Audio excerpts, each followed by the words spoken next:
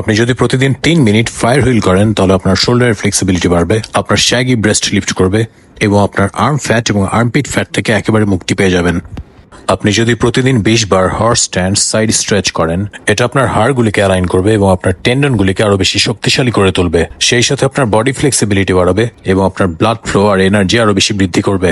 আপনি যদি প্রতিদিন 50 বার হর্স স্ট্যান্ডস করেন, এটা আপনার হাঁটু ব্যথা কমাবে, আপনার হাঁটুকে আরো বেশি শক্তিশালী করে তুলবে, আপনাকে আপনার থাই ফ্যাট এবং ইনার থাই ফ্যাট থেকে মুক্তি দেবে, আপনার হিপ ফ্লেক্সিবিলিটি বাড়াবে অ্যান্ড দেয়ার ইজ মোর।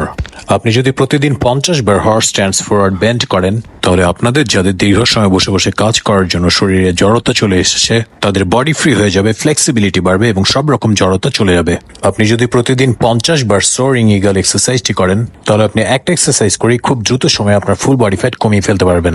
আপনি যদি প্রতিদিন 20 বার ফুল বডি ফ্লো করেন, এটা আপনার দীর্ঘ সময় ধরে বদ্ধ থাকা এনার্জি আনব্লক করবে এবং আপনার টেনশন আর ইমোশন থেকে ইনস্ট্যান্ট রিলিফ দিবে।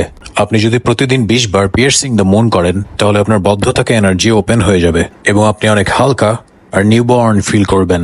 Thank you guys for watching. To follow me for more videos like this.